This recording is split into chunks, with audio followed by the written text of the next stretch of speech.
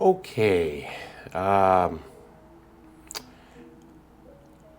I've been looking around Reddit and just like looking at like dealerships and like keeping an eye on the interest rate and just looking at what dealerships are trying to charge you for like new vehicles right now. Granted, a lot of people know that I've been keeping my eye on the Type R, and this one was interesting. This one's not a Type R. This one, as a matter of fact, we're going to talk about the price first, and then I'm going to tell you what car this is. So this one came around on 16 days ago, so about, I don't know, 2 weeks or so. Somebody posted this on Reddit. It's called F Dealerships, and they wanted to charge him $46,515 with 6 cents. Looking at their breakdown, MSRP market adjustment, $27,400. Selling price was $27,400. I don't even know what that is. SWDS car alarms, Pro Pack, Cat Convert, nitro filled for 3 years.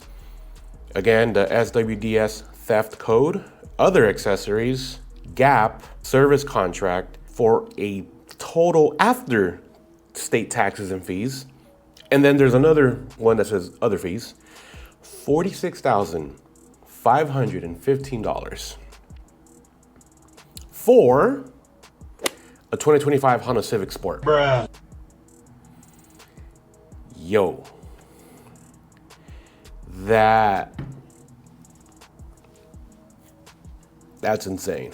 I thought I was getting ripped off when I did that video of trying to buy a 2023 Type R. I'm sure you guys remember that one, but how much they're charging this guy a month. So on the left-hand side, $2,000 with 9.99%, you'll be paying $950. We're gonna round it out. $950. 3 grand gets you $930. 4 grand, about $900. That's for 60 months. But obviously, the longer term you go, technically the worse the APR is.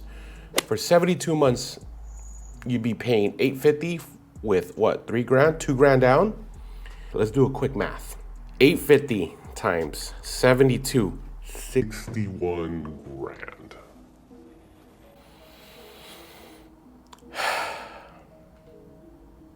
Damn. I don't know if this was just a joke, but bro, whoever posted this one, their username is PSP1904 on Reddit. I mean, looking at the comments right here, man, like, LOL, more for extras than the car itself, for a effing Civic, for a base Civic. Now that's a Civic Sport, mind you. Are they seriously charging the catalytic converter which already comes installed on the car, or am I missing something? I believe, but please don't quote me, that cost includes a pretty sizable jar of 5W10 anal lube to make it easy on the customer. Like, I'll even link this in the description so you guys can read it. This was insane. Like, there's so many comments on this one, dude. Like, it is insane. Like, generally, like, I want to say, 2025. When did I do that video? About 2-3 years ago. That video blew up, and I wasn't expecting it for people to see how much I was supposed to be paying for a 2023 Type R. And seeing this one now just makes me sad because, like I mentioned earlier in the video, I've been keeping an eye on the Type Rs. Like, I feel like I really want to treat myself and just pull the trigger on one, and seeing stuff like this just makes me realize it's probably not gonna happen, only because the amount of hype behind the Type R right now, it's insane. A dealership that has little to no information on what the car really is will try to charge you $10,000 to $15,000 more than what it should be, even for the base Civic that you guys saw right now. Granted, these were just add-ons to this particular vehicle.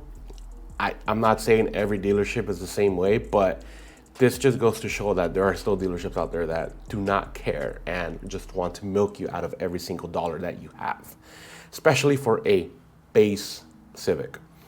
Now, At this point, I feel like a used FK8 is a lot more doable, and it just makes more sense than looking into getting a new FL5.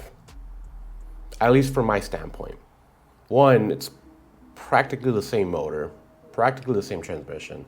The only difference is better comfort in the FL5, a lot better handling in the FL5 from when I drove both, and just more overall amenities, you know. But to pay an extra 15,000, 20,000 for that, I don't think it's worth it. Now, the Integra Type S, ironically, this one right here, if I could find the link, I will find it and I'll post it for you guys. But apparently these have been selling at MSRP, if not less, because Acura cannot move these vehicles, at least around my dealership. The one here in Ventura, they have one for sale at MSRP. Two, actually. It's been there since my wife got her RDX. Yeah, I don't think anybody wants to pay $60,000 for an Integra. Granted, I understand the whole inflation plays a huge, huge factor in these standpoints, but at the same time, it's still 50 grand, you know what I mean? Versus like a used FK8 for like, I don't know, 35, which is what they were at MSRP, around that area, you know what I mean? I feel like as soon as the 10th gens got released, and this is for all Civics, I feel like as soon as the 10th gens are released, the 10th gen has been the best bang for buck overall in performance, comfort, style, from the base model all the way to the Type R. Like, I feel like the 10th gen, they were at peak level for cost efficient and everything, because me and Hector were talking, we both have SIs. I got my 2020 Coupe SI out the door for 26 grand. Maybe 26 and a half. I bought that car new. My boy got his sedan used. He got a 2018 Civic Si used, about 20,000 miles. He got it for about 20K used. That same car now, we were just looking around, you're looking at like 26, 27,000. My coupe right now, I have 86,000 miles on it right now. They're selling it for about the same price, at least here in California. I'm sure different states and locations play a huge factor, but I'm going based upon my location. It sucks. So like, for everybody that got the car back then, congratulations. And for everybody that's trying to get the car now, new or used, I'm so sorry. Yeah, this definitely makes me want to take a step back from new cars and just look into like a little bit older models. Other than the FK8, I have been keeping my eye on a 9th gen Civic Si, only because one, that's the one main generation that I still haven't even been able to like daily or talk about as much as I want to. I did daily in 8th gen for quite a while. It was all motor in terms of your basic bolt-ons, and it was tuned. It was really, really fun to drive. Then I got the 10th gen Si, big turbo, full bolt-on, E30 flex tune. Can't really do much to it unless I want to start or put in a bigger turbo and risking blowing the motor or transmission. I feel like where it's at right now, it's done. 9th gen, I have been on ride-alongs and driven big turbo Civic SIs, but I still want to experience it myself in my own terms. I've been highly thinking about selling mine and going into the 9th gen platform. These last 2 months have been different for me. After the surgery, you know, that last video that I did, I want to say like a week or 2 later, the pain came a little bit back in terms of like healing. It wasn't until a month later where I was like, oh, at basically 100%. Now I'm fine. You know, I can move around, I could jump, I could do push-ups, like everything. Like I'm really cool right now. But in terms of like cars, I think I'm just done with mine. Like at this point, there really just isn't anything else I really want to do to it without breaking the bank, if that makes sense. And this sucks because this actually makes me feel a little bit happy about having my car. Like, dude, I'm almost done paying it. You know, like I got like 3 grand left in it, and it's been nothing but reliable. I haven't had any issues with my 10th gen. Granted, I do drive it like a grandma, and I have been keeping up with the maintenance even more. You know, like breaking it down, dude, like I don't go more than 4,000 miles without changing an oil on it, you know. I don't always fill it up on flex fuel. I switch it out and do 91 sometimes to get it out of the system. I still haven't cleaned any of the injectors. I haven't had any spark plugs like issues. Like the only thing I've really done was the ARP head studs, the clutch, and what else did I do to it? Oh, just your basic maintenance, like the transmission oil at every 30,000, my oil at every 4,000, ever since I went bigger turbo. And then I switched to 5W30, not 0W20. I mean, the car's been really reliable to me, man. So it's been very, very awesome having the car how it is right now and still be able to beat on it when I need to. And it sucks because I see a lot of messages like coming at me on Instagram going, hey, I'm looking at a 2018 Honda Civic Si. I'm looking at a 2020 Honda Civic Si. I'm looking at the new 2025 Honda Civic Si. What are some things you think I should look at? This one's used, this one's new. This is what they're selling it to me. And I'm just looking at the price and I'm just like, dude, like I paid so much more different than what you did for yours, you know? And when I got my new, I had a complimentary maintenance package. So I didn't change the oil to that car for like the first 4 years myself. I had Honda do it because it was all included, you know?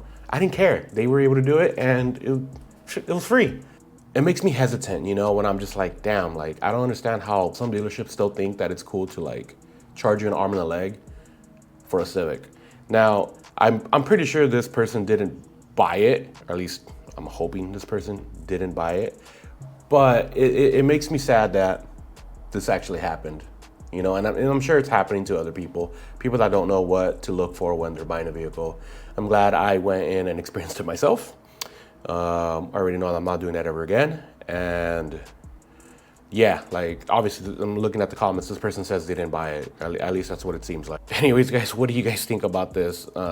I'm sure there's a lot of different experiences on dealerships going on right now, specifically with the way the market is. This was interesting. This was such an interesting topic. I've been looking at different topics like this so that we can discuss, only because these are videos that are easier for me to do right now. The wife is out at Target with baby girl, and I woke up from a nap and they were all gone. So I decided to look into this and finally talk about it. I hope you guys are doing okay. I'm doing okay. I've just been very busy at work. Just a quick little update. Leia, she's gonna be 16 months. She's already running. She's a little yapper right now. She's just talking gibberish. I did get promoted at work from hourly to salary, so I am gonna be working a little bit more, but it's definitely worth it in my standpoint. Like I feel like this is a huge step up for me financially, which is why, I mean, the videos are how they are. But I mean, I'll do videos whenever I can. You know, it may not always be a car vlog. It may not always be a video talking about stuff like this. It may not be like a car review. Like I would love to do car reviews for you guys. I would really love to do car reviews for you guys, but my day offs are Mondays and Wednesdays, you know? So it's been interesting.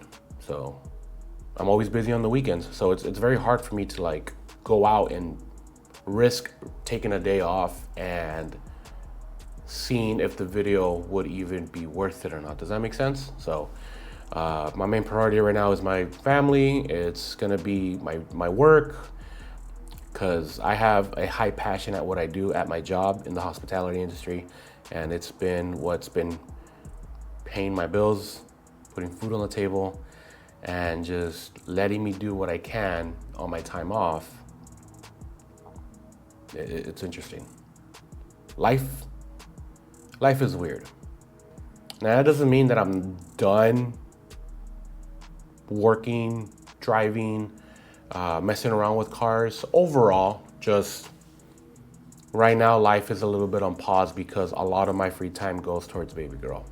As you can see, the house is quiet right now, and this is the only time I've been able to do a quick little discussion with you guys.